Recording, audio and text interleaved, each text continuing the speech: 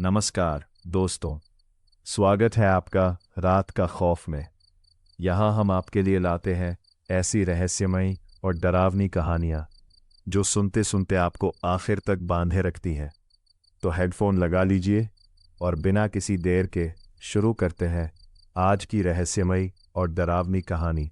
मेरा नाम नितिन चौहान है। पिछले 15 साल से मैं लंबे रूट पर ट्रक चला रहा हूँ। इस काम ने मुझे बहुत कुछ सिखाया है, लेकिन उस रात जो मैंने देखा, उसके बाद आज तक मैं शाम ढलने के बाद उस सड़क पर दोबारा नहीं गया। उस दिन शाम के करीब 6:20 बजे मैं कानपुर से सीमेंट लादकर सागर की तरफ निकल रहा था। मेरे साथ मेरा खल्लासी कल्लू था। कल्लू मुश्किल से 22-23 साल का होगा। नई नौकरी थी। रास्ते भर सवाल पूछता रहता था। मैं हंसकर जवाब देता जाता था। शाम ढल रही थी। आसमान हल्का नारंगी हो चुका था। सड़क पर अभी भी ट्रकों की अच्छी खासी आवाजाही थी। हमने रेडियो चला रखा था। पुराना गाना बज रहा था। कल्लू ने हंसते हुए कहा, भैया, आज लगता है रात आराम से कट जाएगी। मैं मुस्कुराया। ड्राइवर अगर पहले ही बोल दे कि रात आराम से कट जाएगी, तो समझ लेना रात कुछ नया जरूर दिखाएगी। वह हंस पड़ा। करीब 20 मिनट बाद हम एक पुराने ढाबे पर चाय पीने के लिए रुके। ये ढाबा मैं पहले भी कई बार देख चुका था, लेकिन उस दिन कुछ अलग था। ढाबे पर सिर्फ 2 ट्रक खड़े थे। इतनी बड़ी सड़क और इतनी कम भीड़, ये बात मुझे थोड़ी अजीब लगी। मैंने ज्यादा ध्यान नहीं दिया। हम दोनों चारपाई पर बैठ गए। ढाबे वाले ने बिना पूछे 2 कुल्हड़ चाय रख दी। मैंने पहला घूंट ही लिया था कि उसने मेरी तरफ देखकर पूछा, किधर तक जाओगे ड्राइवर साहब? मैंने जगह का नाम बताया। बस उसके चेहरे का रंग बदल गया। उसने इधर उधर देखा, फिर धीरे से बोला, अगर रात 10 बजे के बाद पुराने घाट वाले रास्ते पर पहुंचना, तो जल्दी करने की कोशिश मत करना। मैंने हंसते हुए पूछा, क्यों, पुलिस खड़ी रहती है क्या? उसने मेरी आंखों में देखा और सिर्फ इतना कहा, कभी कभी जल्दी पहुंचने की कोशिश ही सबसे बड़ी गलती होती है। वह इतना कहकर वापस चूल्हे की तरफ चला गया। मैंने और कल्लू ने एक दूसरे की तरफ देखा। कल्लू मुस्कुराया। हर ढाबे पर एक बाबा मिल ही जाता है। मैं भी हंस दिया, लेकिन पता नहीं क्यों उस आदमी की आखिरी बात मेरे मन में कहीं अटक गई। ढाबे वाले की बात सुनकर मैं ज्यादा देर नहीं रुका।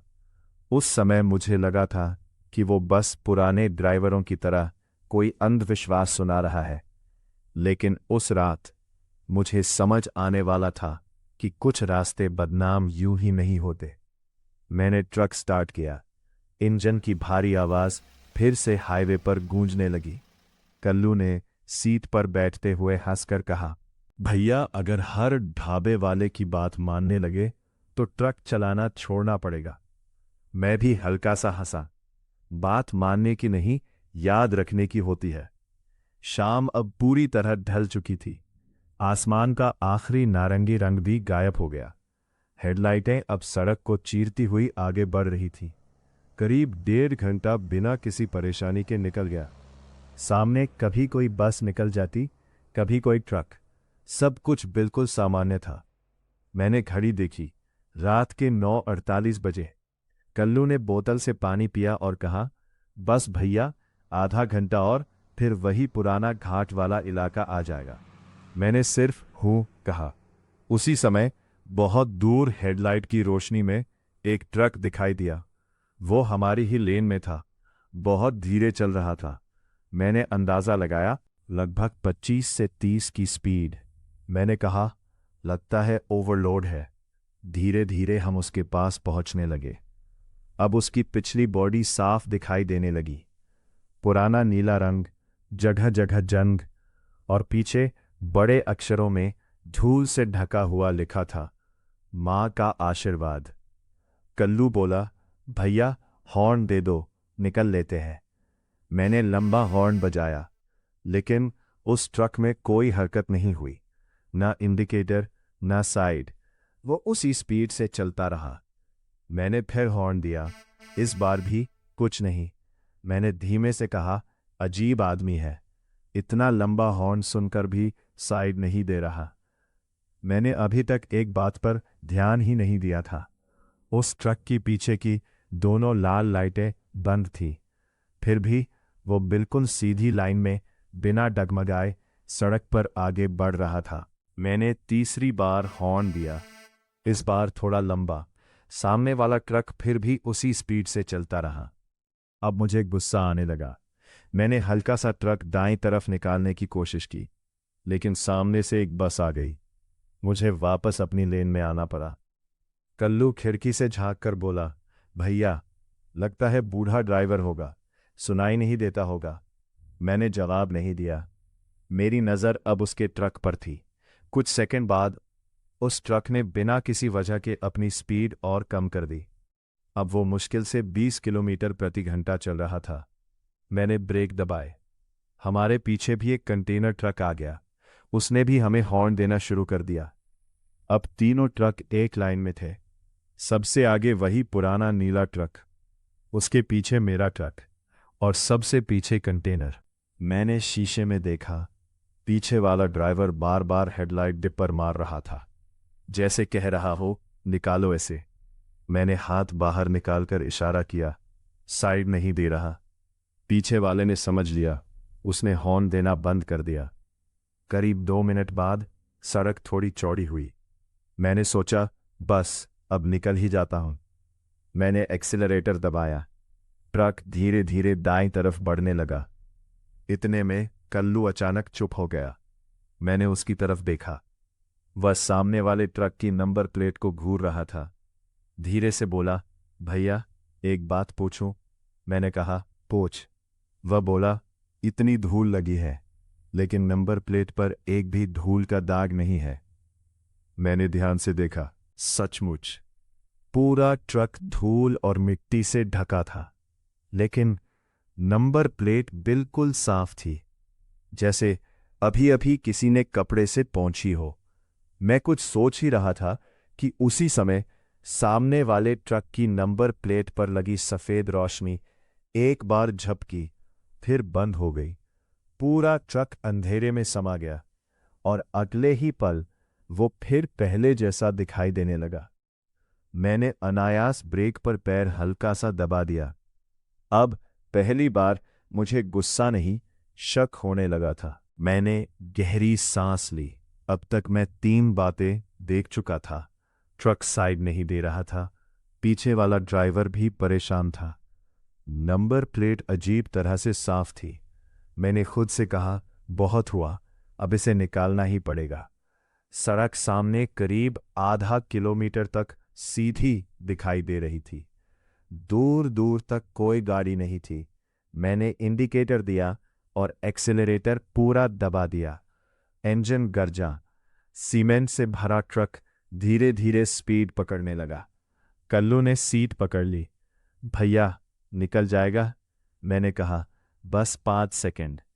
हम उसका पिछला हिस्सा पार करने ही वाले थे कि सामने से अचानक तेज रोशनी दिखाई दी। एक बड़ा कंटेनर पूरी स्पीड से हमारी तरफ आ रहा था। मैंने बिना 1 सेकंड गंवाए जोर से ब्रेक दबाया। ट्रक हिल गया, टायर सड़क पर चीख उठे। हम वापस अपनी लेन में आ गए। कंटेनर हवा की तरह निकल गया। मेरे माथे पर पसीना आ गया।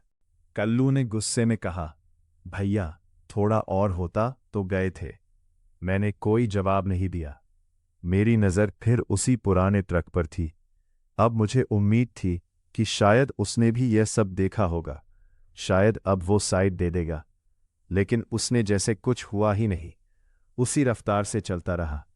मैंने पहली बार महसूस किया, वो हमें रास्ता नहीं दे रहा था, वो हमें रोक रहा था। यह सोचते ही पीछे वाला कंटेनर ट्रक अचानक गायब था।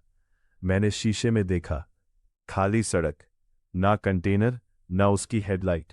मैंने दोबारा देखा, फिर भी कुछ नहीं। कल्लू ने भी पीछे झांका, धीरे से बोला, भैया, अभी तो पीछे था। मैंने सिर्फ इतना कहा, हाँ, लेकिन इस बार मेरी आवाज में पहली बार डर साफ सुनाई दे रहा था। उसी समय सामने वाले ट्रक ने बिना इंडिकेटर दिए धीरे धीरे बाईं तरफ मुड़ना शुरू किया। वहां मुख्य हाईवे नहीं था, एक पुरानी, संकरी और लगभग भूली हुई सड़क थी जिस पर कोई बोर्ड भी नहीं लगा था। मैंने एक्सीलरेटर से पैर हटा लिया। मेरे सामने दो रास्ते थे, सीधे हाईवे पर निकल जाऊं या उस ट्रक के पीछे उस अंधेरी सड़क पर मुड़ जाऊं। मुख्य हाईवे सीधा जा रहा था। बाईं तरफ एक पुरानी सड़क थी, टूटी हुई, किनारों पर जंगली घास। ऐसा लग रहा था जैसे महीनों से वहां किसी ने सफर ही न किया हो। कल्लू तुरंत बोल पड़ा, भैया हाईवे छोड़ो मत, सीधे निकलते हैं। मेरे हाथ स्टीयरिंग पर जमे हुए थे। पता नहीं क्यों मुझे लग रहा था अगर मैं अभी इस ट्रक को जाने दूं तो जिंदगी भर पछताऊंगा। मैंने धीरे से कहा, बस 2 मिनट, देखते हैं ये जाता कहाँ है। कल्लू ने मेरी तरफ देखा। उसके चेहरे पर साफ डर था, लेकिन उसने कुछ नहीं कहा। मैंने ट्रक बाईं तरफ मोड़ दिया। जैसे ही हमारे ट्रक के टायर उस सड़क पर चढ़े, एक अजीब बात हुई। मुख्य हाईवे की सारी आवाज एक पल में गायब हो गई। न किसी ट्रक का हॉर्न, न इंजन, न हवा की वही आवाज, सिर्फ हमारे ट्रक का इंजन। मैंने शीशे में देखा। हाईवे अब सिर्फ 50-60 मीटर पीछे था, लेकिन ऐसा लग रहा था जैसे वो बहुत दूर छूट चुका हो। कल्लू धीरे से बोला, भैया ये सड़क तो नक्शे में भी नहीं होगी। मैंने मोबाइल होल्डर की तरफ देखा। जीपीएस अभी भी चालू था, लेकिन स्क्रीन पर हमारी लोकेशन एकदम स्थिर थी। 3 सेकंड, 5 सेकंड, 10 सेकंड, ट्रक चल रहा था, लेकिन नक्शे पर हमारी गाड़ी हिल ही नहीं रही थी। मैंने मोबाइल उठाकर फिर देखा। ऊपर लिखा था लोकेशन अपडेटिंग, और उसके बाद स्क्रीन बिल्कुल सफ़ेद हो गई। मैंने मोबाइल वापस रख दिया। अब पहली बार मुझे एहसास हुआ हम शायद वहां आ चुके थे जहां मोबाइल भी रास्ता बताना छोड़ देता है। इसी बीच सामने चल रहा पुराना ट्रक अचानक धीमा होने लगा, इतना धीमा कि मुझे भी अपने ट्रक की स्पीड कम करनी पड़ी। मैं उसके बिल्कुल पीछे आ गया। हमारे बीच मुश्किल से 20 फीट का फासला था। तभी कल्लू ने धीरे धीरे अपना हाथ उठाया और कांपती हुई उंगली से सामने इशारा किया। मैंने पूछा, क्या हुआ? उसकी आवाज फुसफुसाहट से भी धीमी थी। भैया, उस ट्रक का पिछला दरवाज़ा अभी अभी अपने आप खुला है। मैंने तुरंत सामने देखा और सचमुच उस ट्रक का पिछला दोनों पल्लों वाला दरवाज़ा धीरे धीरे अपने आप खुल रहा था। अंदर सिर्फ अंधेरा था, ऐसा अंधेरा जिसमें हेडलाइट की रोशनी भी पूरी तरह अंदर नहीं जा रही थी। मैंने एक्सेलरेटर से पैर हटा लिया। हमारा ट्रक अब मुश्किल से 15 किलोमीटर प्रति घंटा चल रहा था। सामने वाला पुराना ट्रक अभी भी उसी रफ्तार से आगे बढ़ रहा था, लेकिन उसका पिछला दरवाज़ा अब पूरी तरह खुल चुका था। अंदर सिर्फ अंधेरा। मैंने हाई बीम जलाई। हेडलाइट की तेज रोशनी सीधे उस खुले हिस्से के अंदर गई, लेकिन अजीब बात हुई। रोशनी अंदर जाकर जैसे निगल ली गई। मुझे ट्रक का फर्श भी दिखाई नहीं दे रहा था। कल्लू ने कांपती आवाज में कहा, भैया कुछ दिखाई दे रहा है। मैंने गर्दन आगे की, आंखें सिकोड़ कर देखा। पहले कुछ नहीं दिखा, फिर ऐसा लगा जैसे अंदर कोई खड़ा हो। मैंने दोबारा ध्यान से देखा। एक धुंधली सी आकृति, बिल्कुल स्थिर, ना हिल रही थी ना झुक रही थी, बस खड़ी थी। मेरा गला सूख गया। मैंने धीरे से कहा, कल्लू उधर मत देख, लेकिन उसने पहले ही देख लिया था। उसकी सांसें तेज हो गईं। भैया अंदर कोई आदमी खड़ा है। मैंने तुरंत जवाब दिया, नहीं। अगर आदमी होता तो ट्रक के हिलने से उसका शरीर भी हिलता, लेकिन वो आकृति 1 इंच भी नहीं हिल रही थी। चलते ट्रक के अंदर इतनी स्थिर कि जैसे वो ट्रक का हिस्सा ही हो। तभी बिना किसी चेतावनी के धड़ाम, पुराने ट्रक का पिछला दरवाज़ा अपने आप बंद हो गया, इतनी जोर से कि मेरी उंगलियां स्टीयरिंग पर कस गईं। कल्लू लगभग चिल्ला पड़ा, भैया बस अब वापस चलते हैं। मैंने पहली बार उसकी तरफ देखा। उसके चेहरे का रंग उड़ चुका था, लेकिन मेरी नज़र फिर सामने चली गई और इस बार मेरे शरीर में सचमुच ठंड दौड़ गई, क्योंकि जिस ट्रक का मैं 5 मिनट से पीछा कर रहा था उसकी दोनों टेल लाइटें अचानक बुझ गईं। फिर भी वो ट्रक अंधेरे में उसी स्पीड से चलता जा रहा था। मेरे हाथ स्टीयरिंग पर जमे हुए थे। कल्लू ने कांपती आवाज में कहा, भैया अब बस लौट चलते हैं। मैंने कोई जवाब नहीं दिया। मैं सिर्फ उस ट्रक को देख रहा था। करीब 1 मिनट, 2 मिनट, फिर अचानक उस ट्रक ने ब्रेक लगा दिए। मैंने भी तुरंत ब्रेक दबा दिए। दोनों ट्रकों के बीच मुश्किल से 15 फीट का फासला बचा। मैंने सोचा अब ड्राइवर उतरेगा, लेकिन कोई नहीं उतरा। पूरा इलाका बिल्कुल शांत था, इतनी शांति कि हमारे इंजन की घरघराहट भी भारी लग रही थी। मैंने हाई बीम उसकी कैबिन पर डाली। कांच धूल से ढका था, अंदर कुछ साफ दिखाई नहीं दे रहा था। उसी समय बिना किसी आवाज के उस ट्रक के अगले दोनों पहिए धीरे धीरे हमारी तरफ मुड़ गए। मैं एकदम सीधा बैठ गया। कल्लू लगभग चीख पड़ा, भैया ये हमारी तरफ क्यों मुड़ रहा है? मैं कुछ बोल पाता उससे पहले बिना इंजन की आवाज बढ़े वो ट्रक धीरे धीरे हमारी तरफ बढ़ने लगा। मैंने तुरंत रिवर्स गियर लगाया। हमारा ट्रक पीछे हटने लगा, लेकिन जितना मैं पीछे जाता वो उतना ही आगे आता। उसकी स्पीड ज्यादा नहीं थी, बस इतनी कि वो हमारे और अपने बीच की दूरी हमेशा वही रखे। 15 फीट, बस 15 फीट। मैंने पहली बार महसूस किया वो हमारा पीछा नहीं कर रहा था, वो हमें पीछे धकेल रहा था। तभी कल्लू ने अचानक मेरा कंधा पकड़ लिया। उसकी पकड़ इतनी जोर की थी कि मैं दर्द से कराह उठा। वो सामने नहीं, मेरे बाएं शीशे की तरफ देख रहा था। उसके होंठ कांप रहे थे। वो मुश्किल से बोल पाया, भैया हमारे साथ कोई और भी चल रहा है। मैंने धीरे धीरे बिना सिर घुमाए बाएं शीशे की तरफ नजर उठाई और जो मैंने देखा उसके बाद पहली बार मेरे हाथ स्टीयरिंग पर कांप गए। मेरी नजर धीरे धीरे बाएं शीशे पर गई। पहले कुछ दिखाई नहीं दिया, सिर्फ अंधेरा और हमारे ट्रक का धुंधला सा किनारा। मैंने राहत की सांस ही ली थी कि तभी हेडलाइट की हल्की सी चमक में कोई आकृति एक पल के लिए दिखाई दी। वो सड़क पर नहीं थी, वो बिल्कुल हमारे ट्रक के बराबर ऐसे दौड़ रही थी जैसे किसी इंसान की रफ्तार नहीं हो सकती। मैंने झटके से सिर घुमाकर बाहर देखने की कोशिश की। कुछ नहीं, सिर्फ सूखी झाड़ियां। मैंने फिर शीशे में देखा, वो फिर दिखाई दी, इस बार साफ। कोई आदमी जिसका पूरा शरीर धूल से ढका हुआ था और उसका चेहरा साफ नहीं दिख रहा था।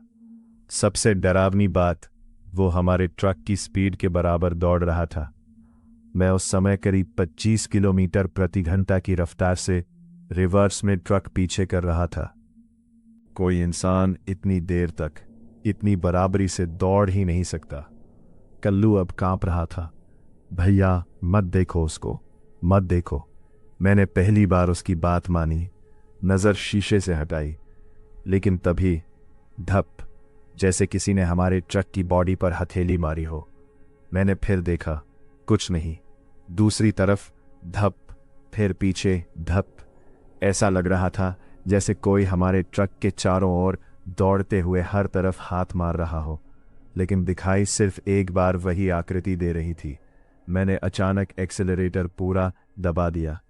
अब जो होगा देखा जाएगा। ट्रक गरजा। रिवर्स छोड़कर मैंने आगे गियर डाला और पहली बार मैंने उस पुराने ट्रक की तरफ सीधा ट्रक बढ़ा दिया। मैंने सोचा अगर सामने टकराना पड़ा तो भी मैं इस सड़क से निकल जाऊंगा, लेकिन जैसे ही हमारे ट्रक और उस पुराने ट्रक के बीच मुश्किल से 5-6 फीट का फासला बचा। वो पुराना ट्रक गायब हो गया। न मुड़ा, न रुका, न साइड हुआ।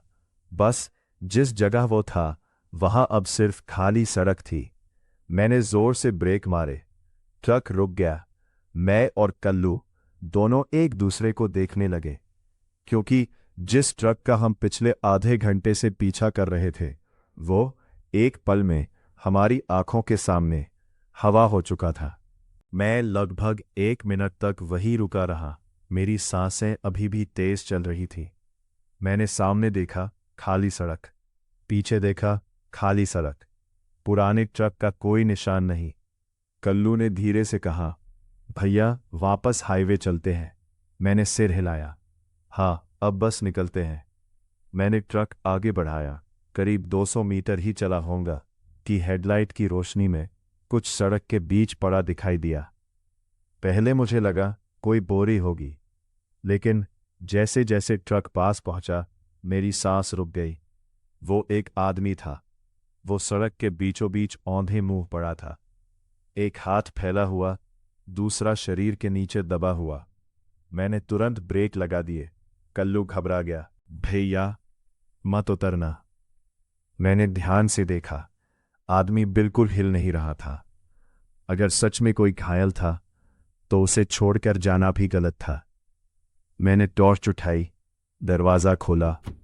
नीचे उतरते ही एक अजीब सी ठंडी हवा चली। आसपास इतनी खामोशी थी कि अपने कदमों की आवाज़ भी साफ सुनाई दे रही थी। मैं धीरे धीरे उस आदमी के पास पहुंचा। लगभग 5 कदम दूर था। तभी वो आदमी धीरे धीरे अपने दोनों हाथों के सहारे उठने लगा, लेकिन उसने अभी तक अपना चेहरा मेरी तरफ नहीं किया था। मैं वहीं रुक गया। टॉर्च की रोशनी उसके ऊपर थी। वो घुटनों के बल बैठ गया, फिर बहुत धीरे अपना सिर मेरी तरफ घुमाने लगा। मैंने टॉर्च सीधी उसके चेहरे पर डाली और मेरे हाथ से टॉर्च लगभग छूट गई, क्योंकि वो चेहरा मेरा अपना चेहरा था, एकदम मेरी तरह। वही दाढ़ी, वही आंखें, वही माथे का पुराना निशान। बस उसकी आंखें पूरी तरह सफेद थी। उसने मुझे देखकर हल्की सी मुस्कान दी और पहली बार बोला, तू फिर आ गया। मेरे पैरों ने जैसे जमीन पकड़ ली। मैं न भाग पा रहा था, न बोल पा रहा था। पीछे ट्रक में बैठा कल्लू लगातार चिल्ला रहा था, भैया वापस आओ, लेकिन उसकी आवाज़ अब बहुत दूर से आती हुई लग रही थी। मेरे सामने बैठा वो आदमी धीरे धीरे खड़ा हुआ। उसकी आंखें अब भी पूरी सफ़ेद थी। उसने मेरी तरफ एक कदम बढ़ाया। मैंने पहली बार हिम्मत करके पूछा, कौन हो तुम? वो मुस्कुराया, लेकिन होठ मुश्किल से हिले। याद नहीं, 11 साल पहले भी तू यही पूछ रहा था। मेरे पूरे शरीर में बिजली सी दौड़ गई। मैंने जोर से कहा, मैं 15 साल से ट्रक चला रहा हूं। मैं यहां पहली बार आया हूं। वो मुस्कुराया। धीरे धीरे उसने अपना दायां हाथ उठाया और सड़क के किनारे पड़े एक टूटे हुए लोहे के बोर्ड की तरफ इशारा किया। मैंने टॉर्च उस तरफ घुमाई। बोर्ड आधा मिट्टी में धंसा हुआ था। धूल साफ करके पढ़ने की कोशिश की। उस पर मुश्किल से कुछ अक्षर बचे थे, पुराना घाट, और उसके ठीक नीचे जंग लगी धातु पर छोटे छोटे अक्षरों में लिखा था, 11 वर्ष पूर्व यहां भारी दुर्घटना। बाकी शब्द टूट चुके थे।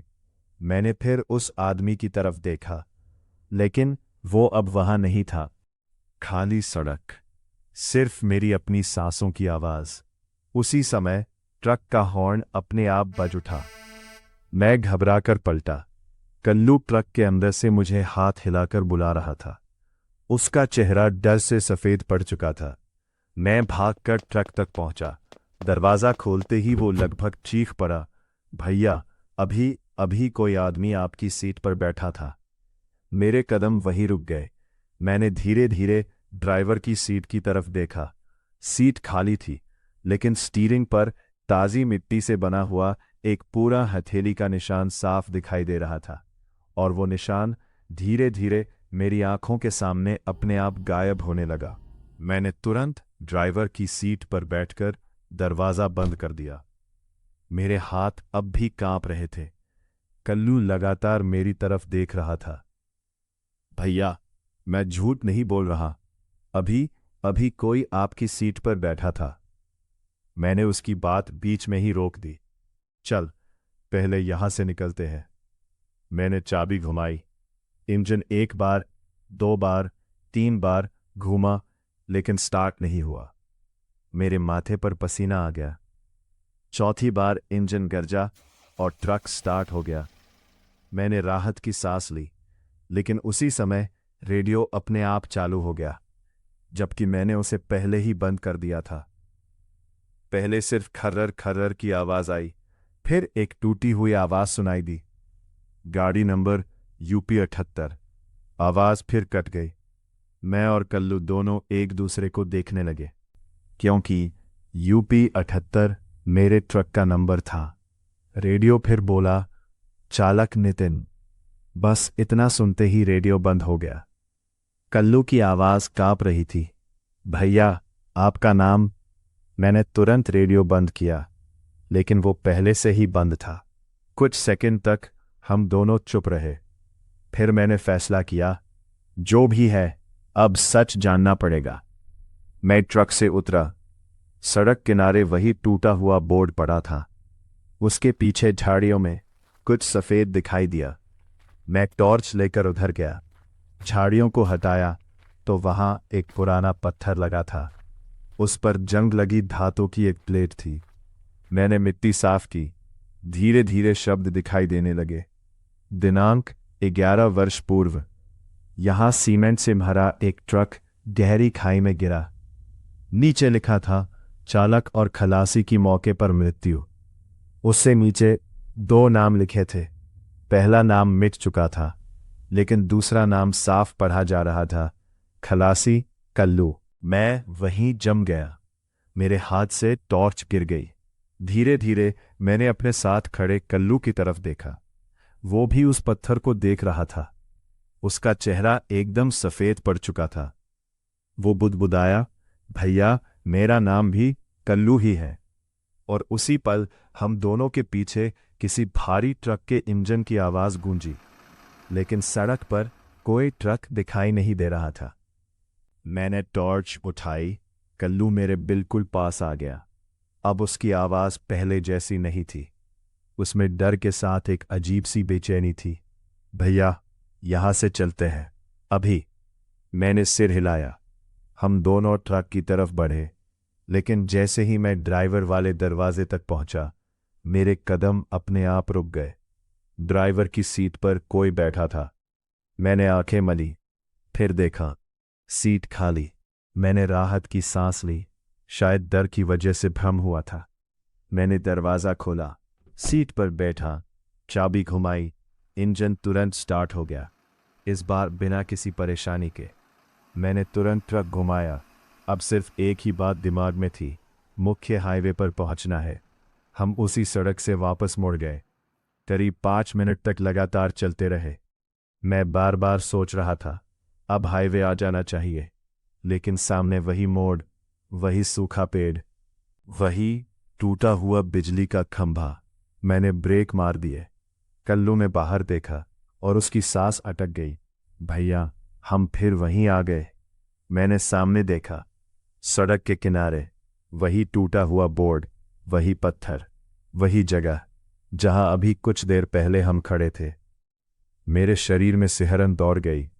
मैंने बिना कुछ बोले फिर ट्रक आगे बढ़ाया, इस बार दूसरी दिशा में। 10 मिनट, 12 मिनट, 15 मिनट, फिर वही जगह। अब मुझे समझ आ गया, हम रास्ता नहीं भटक रहे थे, रास्ता हमें छोड़ ही नहीं रहा था। तभी रेडियो अपने आप चालू हुआ। इस बार आवाज बिल्कुल साफ थी। कोई बूढ़ा आदमी बोल रहा था, जिस रात हादसा हुआ था, ड्राइवर ने भी यही गलती की थी। उसने पीछे मुड़कर देखने की कोशिश की थी। आवाज एक पल को रुकी, फिर धीरे से बोली, नितिन, इस बार पीछे मत देखना। मैं पत्थर बन गया। मैंने रेडियो बंद करने के लिए हाथ बढ़ाया, लेकिन उसी समय मेरे बाएं शीशे में कुछ दिखाई दिया। एक पल के लिए एक पुराना नीला ट्रक हमारे बिल्कुल बराबर, और उसकी ड्राइवर सीट पर बैठा आदमी धीरे धीरे मेरी तरफ अपना चेहरा घुमा रहा था। मैंने तुरंत नजर सामने कर ली, क्योंकि रेडियो की आखिरी बात अब भी मेरे कानों में गूंज रही थी, पीछे मत देखना। मेरे हाथ स्टीयरिंग पर जमे हुए थे। मैंने कसम खा ली, अब किसी भी हालत में शीशे की तरफ नहीं देखूंगा। ट्रक धीरे धीरे आगे बढ़ रहा था। रेडियो अब बिल्कुल शांत था। कल्लू भी कुछ नहीं बोल रहा था। अचानक उसने बहुत धीमी आवाज में कहा, भैया, एक बात पूछूं? मैंने बिना उसकी तरफ देखे कहा, पूछ। वो बोला, आपको सच में याद नहीं है कि इस रास्ते पर आप पहले भी आ चुके हैं? मैंने तुरंत उसकी तरफ देखा। क्या मतलब? वो कुछ बोलने ही वाला था कि उसी समय मेरे सिर में जोर का दर्द उठा। ऐसे लगा जैसे किसी ने हथौड़े से सिर पर वार कर दिया हो। मेरी आंखों के सामने एक एक करके तस्वीरें चमकने लगीं। रात, तेज बारिश, यही सड़क, एक पुराना नीला ट्रक, किसी की चीख, और एक आदमी जो बार बार कह रहा था, पीछे मत देख। मैंने दोनों हाथों से अपना सिर पकड़ लिया। सांस तेज हो गई। कल्लू घबरा गया। भैया, क्या हुआ? मैंने कांपती आवाज में कहा, मैंने ये सड़क पहले देखी है। उसी पल मुझे एक और बात याद आई। ढाबे वाला, जब हम चाय पी रहे थे, उसने जाते जाते एक बात और कही थी, जो उस समय मैंने हंसकर टाल दी थी। उसने कहा था, अगर रास्ते में कोई पुराना नीला ट्रक मिले तो उसका पीछा मत करना, वो किसी को मंजिल तक नहीं ले जाता। मैंने उस समय हंस दिया था, लेकिन उसने ये भी कहा था, वो सिर्फ उन्हीं लोगों के सामने आता है जिनका उससे कोई पुराना हिसाब बाकी हो। मेरे पूरे शरीर में सिहरन दौड़ गई। मैंने धीरे धीरे कल्लू की तरफ देखा। उसकी आंखों में भी वही डर था, लेकिन उसने जो अगली बात कही, उसने मेरी रूह तक हिला दी। वो बोला, भैया, मैंने आपको ये बात पहले भी बताई थी। 11 साल पहले। ट्रक के अंदर एकदम सन्नाटा छा गया। मैंने कांपती आवाज में पूछा, तू क्या बोल रहा है? कल्लू मेरी आंखों में देखता रहा और बोला, क्योंकि मैं वही कल्लू नहीं हूं जिसे आप अपने साथ लेकर चले थे। मेरे हाथ सुन्न पड़ चुके थे। मैंने कांपते हुए पूछा, तू कौन है? कल्लू ने पहली बार मेरी आंखों में सीधे देखा। उसकी आवाज बिल्कुल शांत थी। डर गायब था। भैया, आपने मुझे कभी देखा ही नहीं। मैं कुछ समझ नहीं पाया। वो बोला, मैं आपका खलासी नहीं हूं। मैं उस रात वाले खलासी की आखिरी याद हूं। मेरी सांस अटक गई। उसी पल वाह बोला, 11 साल पहले मैं ड्राइवर नहीं था, मैं एक नए ड्राइवर का खलासी था। हम भी यही सड़क पकड़कर जा रहे थे। हमारे आगे एक पुराना नीला ट्रक चल रहा था। हमारे ड्राइवर ने भी कहा था, देखते हैं ये कहाँ जा रहा है। मैंने उसे रोका था, बहुत रोका था, लेकिन उसने मेरी बात नहीं मानी। फिर हम उसी कच्ची सड़क पर मुड़ गए। उसके बाद मुझे सिर्फ इतना याद है, एक जोरदार झटका, ट्रक का संतुलन बिगड़ना और गहरी खाई। उस हादसे में ड्राइवर और मैं दोनों वही खत्म हो गए। मेरी आंखों से आंसू निकल आए। मैंने कल्लू की तरफ देखा। अब उसकी आंखों में डर नहीं था, बस एक अजीब सी शांति थी। वो मुस्कुराया। मैंने धीमे से पूछा, तो तू? उसने सिर हिलाया।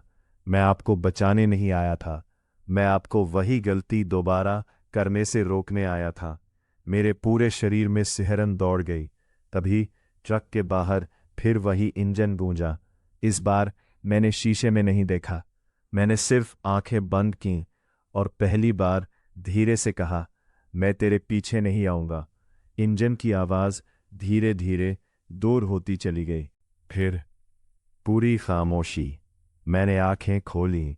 सामने मुख्य हाईवे था, चौड़ी सड़क, चलते ट्रक और दूर एक पेट्रोल पंप की रोशनी। मैंने तुरंत बगल की सीट की तरफ देखा। सीट खाली थी। कल्लू अब वहां नहीं था। उसकी जगह सिर्फ उसका पुराना गमछा रखा था। मैंने वह गमछा उठाया और पहली बार फूट फूट कर रो पड़ा। मैंने बिना पीछे देखे सीधे हाईवे की तरफ ट्रक बढ़ा दिया। करीब 10 मिनट बाद मुझे पहली बार दूसरी गाड़ियों की रोशनी दिखाई दी। फिर एक टोल प्लाजा। मैंने ट्रक रोका। टोल वाले ने टिकट काटकर मेरी तरफ देखा। फिर अचानक पूछा, भाई साहब, आप ठीक तो हैं? मैंने कहा, हाँ, क्यों? वह बोला, आप पिछले 5 मिनट से टिकट नहीं ले रहे थे। मैं चौंक गया। मेरे हाथ में टिकट लेने की ताकत ही नहीं थी। मैंने टिकट लिया। तभी उसने फिर पूछा, आप अकेले हैं? मैंने बिना सोचे जवाब दिया, नहीं, मेरा खलासी भी है। मैंने बगल की सीट की तरफ देखा। सीट खाली थी। गमछा भी नहीं था। मैंने पूरी केबिन देखी, कोई नहीं। टोल वाला मेरी तरफ अजीब नजरों से देख रहा था। मैंने कुछ नहीं कहा। ट्रक आगे बढ़ा दिया। 2 दिन बाद मैं उसी ढाबे पर वापस गया। वही चूल्हा, वही चारपाई, वही बूढ़ा ढाबे वाला। उसने मुझे देखते ही पहचान लिया। कुछ नहीं पूछा, बस चुपचाप चाय रख दी। मैंने धीरे से पूछा, उस रात जो पुराना नीला ट्रक था? उसने मेरी बात पूरी होने से पहले ही सिर झुका लिया। फिर बोला, तुम बच गए। मैंने पूछा, वो था कौन? उसने बहुत धीरे कहा, जिस रात कोई ड्राइवर अपनी समझ छोड़कर जिज्ञासा में उसके पीछे चला जाता है, वो ट्रक उसे उसकी सबसे बड़ी गलती दिखाने वापस ले जाता है। मैंने फिर पूछा, और कल्लू? बूढ़े ने मेरी आंखों में देखा और बोला, अगर उस रात तुम्हें किसी ने रोका तो समझ लेना तुम्हें अभी जिंदा रहना था। बस। उसके बाद उसने कभी इस बारे में एक शब्द नहीं कहा। आज उस घटना को 6 साल हो चुके हैं। मैं अब भी ट्रक चलाता हूं, उसी रूट पर भी जाता हूं, लेकिन जब भी उस पुराने घाट वाले मोड़ के पास पहुंचता हूं, मैं बिना रुके सीधे हाईवे पर निकल जाता हूं।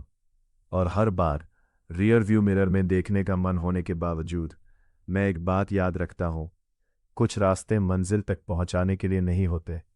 कुछ रास्ते सिर्फ ये याद दिलाने के लिए होते हैं कि वापस मुड़ जाना ही सबसे बड़ी जीत है। दोस्तों, अगर आपको आज की कहानी पसंद आई हो तो वीडियो को लाइक करें और रात का खौफ चैनल को सब्सक्राइब ज़रूर करें।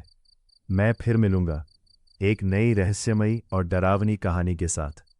तब तक अपना ख्याल रखिए, क्योंकि हर रात अपने साथ कोई ना कोई अनकहा राज ज़रूर लेकर आती है। नमस्कार।